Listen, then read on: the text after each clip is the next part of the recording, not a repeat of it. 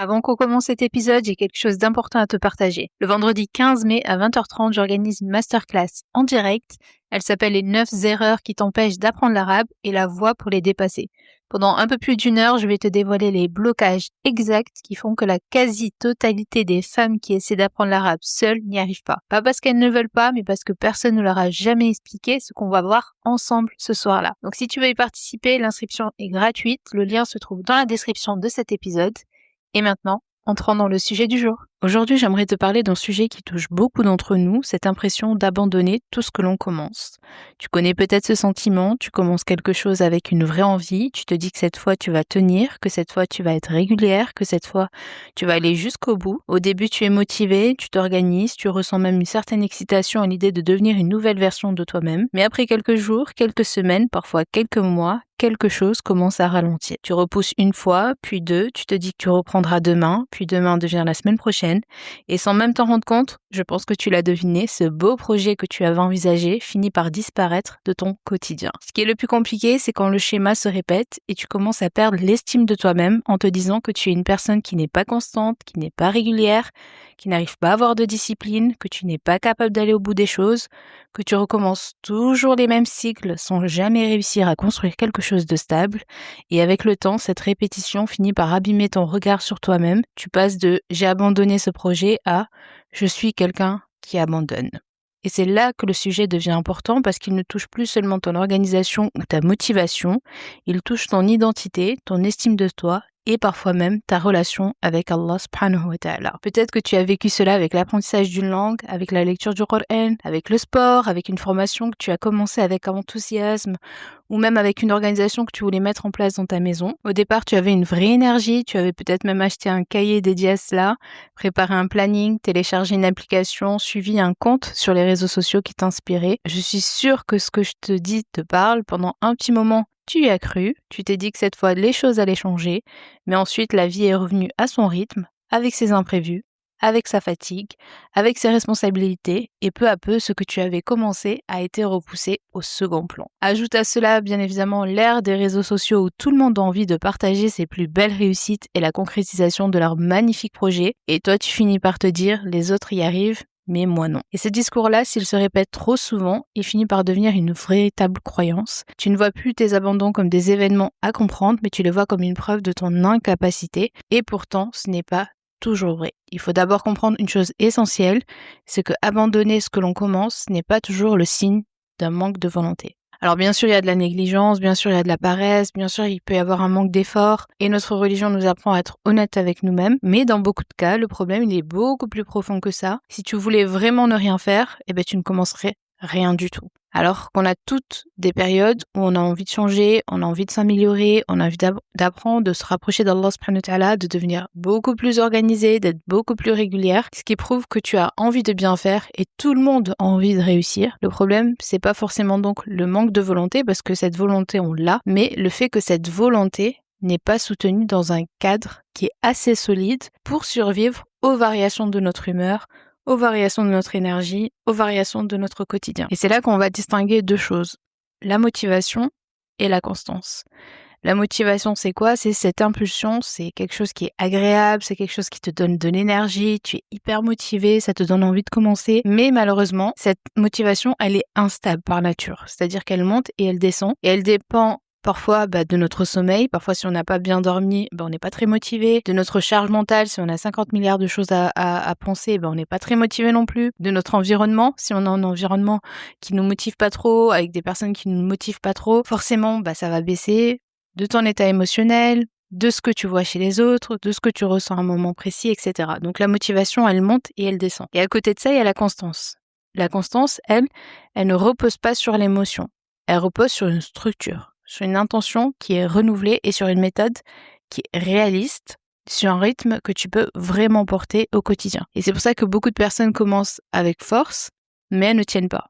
Parce qu'elles ont construit leur départ sur une émotion qui était la motivation, donc elles étaient hyper motivées, alors qu'il fallait construire leur chemin sur une méthode. Et donc, si on pouvait réfléchir à une image, moi j'aime bien les métaphores, donc la motivation, elle ressemblerait un petit peu à une étincelle. Elle peut allumer quelque chose, une étincelle, mais elle ne suffit pas à maintenir le feu. Il faut du bois, il faut un foyer, il faut une manière de nourrir ce feu régulièrement. Sinon, ce qui se passe, c'est que l'étincelle, elle finit par s'éteindre.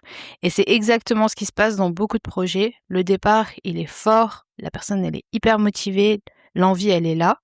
Mais il n'y a pas de système pour continuer lorsque la motivation, donc l'émotion du début, va disparaître. Et le prophète alayhi salatu wassalam, nous a enseigné que les œuvres les plus aimées auprès d'Allah subhanahu wa ta'ala sont celles qui sont régulières, même si elles sont petites. Et cette parole, elle est très forte parce qu'elle vient corriger notre rapport à l'effort.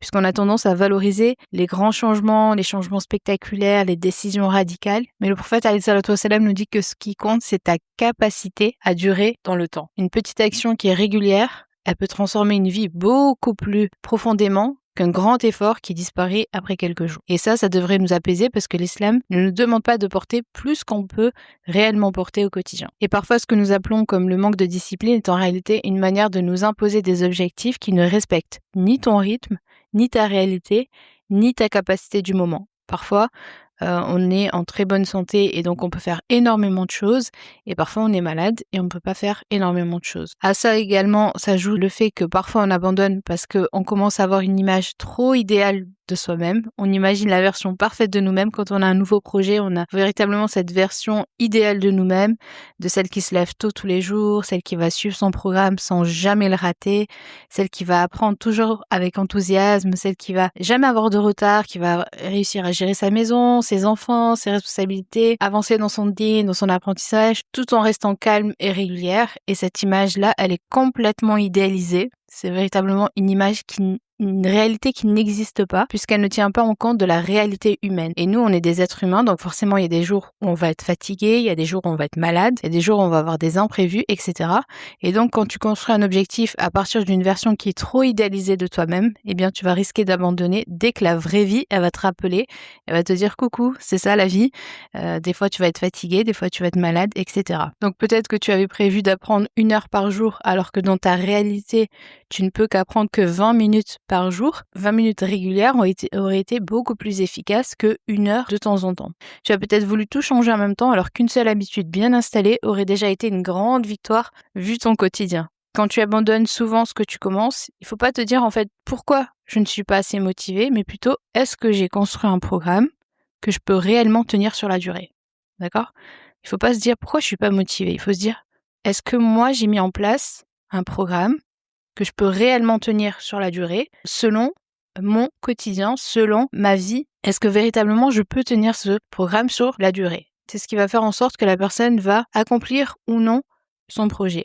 Parce qu'il y a une grande différence entre une intention qui est sincère et une progression qui est bien construite. Forcément, au début, l'intention, elle est magnifique, on est sincère, on est motivé. Mais tu peux avoir une intention qui est magnifique, mais si tu avances sans étape claire, sans repère, sans compréhension de ce que tu fais, forcément tu vas t'épuiser. Et le flou, c'est l'un des plus grands ennemis de la constance. Parce que quand tu ne sais pas exactement ce que tu dois faire, quand tu ne vois pas clairement où tu en es, quand tu ne comprends pas pourquoi tu fais telle étape avant telle étape, forcément ton cerveau il va se fatiguer puisqu'il doit prendre trop de décisions, il doit à chaque fois improviser, deviner, chercher, corriger, comparer, quoi faire. Et plus il y a de flou, et plus l'effort, il va paraître trop lourd. Alors qu'au contraire, quand le chemin il est clair, quand l'effort il devient supportable selon ton quotidien, même si ça reste difficile, forcément parce que tout projet reste difficile, tu sais pourquoi tu le fais, tu sais où tu vas, tu sais quelle est la prochaine étape.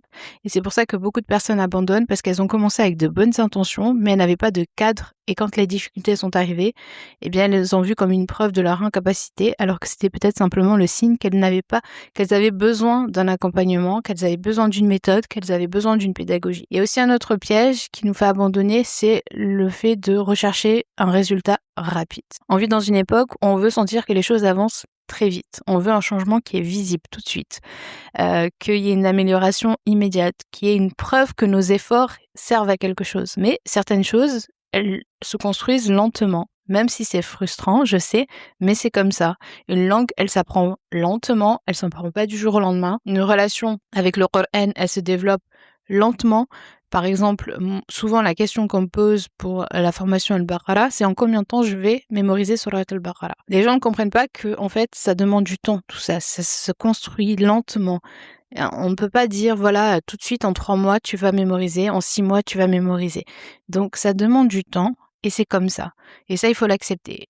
Une nouvelle habitude, elle va s'installer lentement. Et si tu attends une récompense tout de suite, à chaque effort que tu fais, eh bien, tu vas risquer de te décourager. Donc, tu dois accepter que le chemin, il est fait de petites répétitions, d'étapes, qui ne semblent pas impressionnantes, mais sur le temps, qui vont construire quelque chose en profondeur. Et c'est là, encore une fois, que beaucoup de personnes abandonnent parce qu'elles confondent l'absence de sensations fortes, elles ont l'impression que tout ce qu'elles font n'amène pas véritablement une satisfaction, avec une absence de progrès. Alors qu'en réalité, elles sont en train de progresser, mais vu qu'elles n'ont pas cette satisfaction immédiate, elles ont l'impression en fait de régresser. Et parfois, tu progresses sans t'en rendre compte, et c'est pour ça que tu as besoin d'un cadre, parce que le cadre, il va te rappeler que même quand tu ne ressens pas cette satisfaction, eh bien, tu continues quand même à avancer, puisque tu vois que tu es en train d'avancer étape par étape. À cela s'ajoute également la culpabilité, parce que elle joue un rôle immense dans le cycle de l'abandon. Donc à chaque fois qu'on abandonne quelque chose, en réalité, il y a toujours cette culpabilité parce qu'au début, on a commencé avec motivation, puis tu as raté une journée, ou tu as pris du retard, ou tu n'as pas fait aussi bien que prévu, c'est-à-dire que peut-être que tu voulais travailler sur ton projet pendant 1 heure, tu n'as travaillé que 10 minutes. Et à ce moment-là, au lieu de reprendre simplement, bien tu vas commencer à te juger, tu vas te dire que tu as encore échoué, que tu recommences toujours pareil, que tu n'es pas sérieuse, et plus tu te juges, plus l'action elle devient lourde à réaliser. Et alors ce que tu vas faire, c'est que forcément tu vas repousser encore plus la tâche, et plus tu vas repousser, plus tu vas culpabiliser parce que tu as repoussé cette tâche, et plus la culpabilité elle va augmenter et plus ça va être difficile de reprendre. Ça, on le voit par exemple avec l'apprentissage du Coran, quand on n'a pas révisé, on se dit qu'on commence à culpabiliser, et on repousse encore une fois la révision et petit à petit, bien, on s'éloigne de la mémorisation du Coran parce que c'est un peu un cercle vicieux.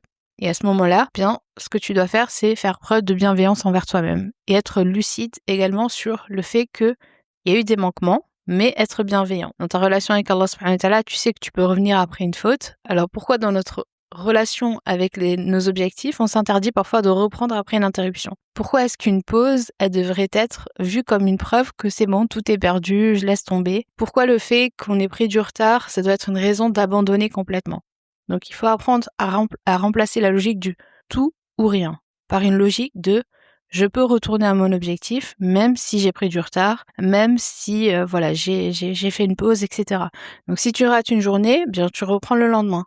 Et si tu perds le fil une semaine, bien tu reprends au point où tu peux revenir. Donc une personne constante, c'est pas forcément une personne qui n'a jamais eu de pic, de baisse. C'est une personne qui ne va pas transformer en fait chaque fois où elle a raté une étape de son objectif en abandon définitif. Donc c'est une personne qui va apprendre à revenir beaucoup plus vite, à se réajuster sans tout abandonner. Et cette vision-là, elle est beaucoup plus réaliste. Maintenant, il y a un domaine où ce schéma, il apparaît de manière très claire, c'est l'apprentissage. Donc je l'ai dit un peu plusieurs fois dans cet épisode. Il y a beaucoup de personnes qui commencent une formation, qui commencent un livre, qui commencent une méthode, un programme avec une vraie envie de progresser, mais elles se disent qu'elles vont enfin comprendre, qu'elles vont enfin avancer, etc., qu'elles vont enfin combler une lacune qu'elles portent parfois depuis des années, comme par exemple l'apprentissage de la langue arabe depuis des années. Tu peux remettre à demain de vouloir apprendre l'arabe.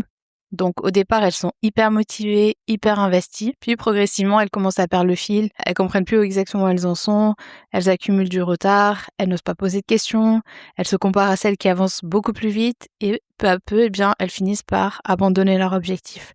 Et là encore, elles pensent que le problème vient d'elles. Elles se disent qu'elles ne sont pas faites pour apprendre, qu'elles n'ont pas de mémoire, qu'elles ne sont pas assez intelligentes, qu'elles auraient dû commencer beaucoup plus tôt, que maintenant c'est trop tard, etc.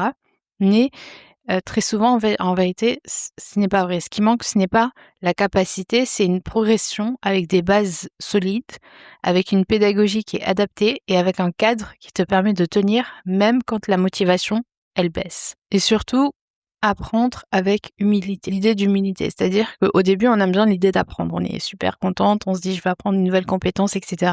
Donc moi, je le vois par exemple avec l'apprentissage de l'arabe, ça c'est le parfait exemple puisque j'ai l'occasion de parler avec beaucoup d'entre vous sur votre apprentissage de la langue arabe quand vous me posez des questions, etc. Et je vois qu'il y a beaucoup de sœurs qui commencent véritablement avec une intention qui est très belle. Elles veulent comprendre, elles veulent accéder au texte directement en langue arabe sans devoir dépendre de la traduction, et elles apprennent apprennent quelques mots par-ci, quelques règles par-là, elles regardent des vidéos, elles téléchargent des PDF, elles essaient de mémoriser des tableaux, puis elles se retrouvent avec beaucoup d'informations, mais il n'y a pas une véritable construction. Donc elles ont l'impression d'avoir travaillé, mais pas forcément d'avoir avancé. Et quand l'apprentissage devient trop lourd, eh bien forcément elles se découragent, et quand elles se découragent, elles finissent par abandonner. Et ce découragement, il est encore plus douloureux concernant la langue arabe. C'est un objectif qui est noble puisque c'est en lien avec notre religion. Donc quand il s'agit de la langue arabe, il y a beaucoup qui ressentent cet apprentissage comme quelque chose de profond puisque c'est lié à notre religion. Mais encore une fois, il faut remettre les choses à leur place. Si tu as déjà commencé l'arabe puis tu as arrêté, ça ne veut pas dire que tu n'es pas faite pour apprendre, c'est juste que tu as commencé sans les bonnes bases. Donc si tu veux tenir dans cet apprentissage, tu as besoin de savoir par où commencer, pourquoi tu commences par là, comment les notions se relient entre elles et comment chaque étape prépare la suivante.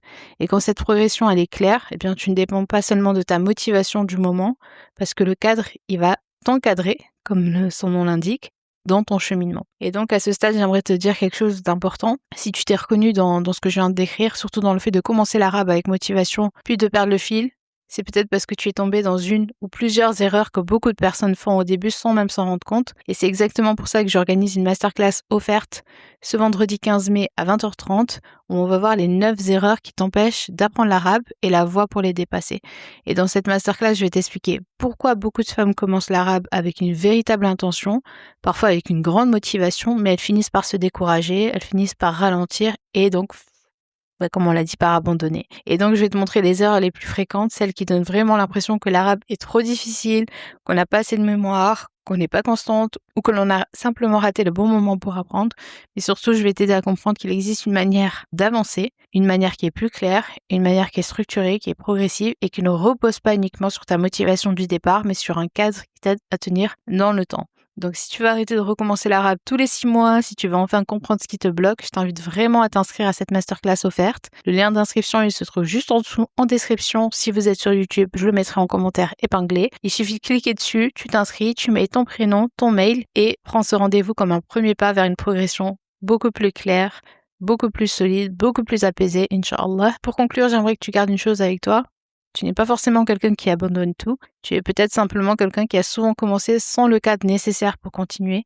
Et cette nuance, elle change tout, parce que ça te donne de l'espoir, elle te rappelle que tu peux reprendre, mais pas forcément de la même manière, et que tu peux reprendre avec beaucoup plus de douceur, beaucoup plus de lucidité, et surtout avec une méthode qui te permet de durer. Alors aujourd'hui, au lieu de te dire je ne vais jamais au bout de mes projets, demande-toi plutôt qu'est-ce qui m'a manqué pour tenir sur ce projet-là.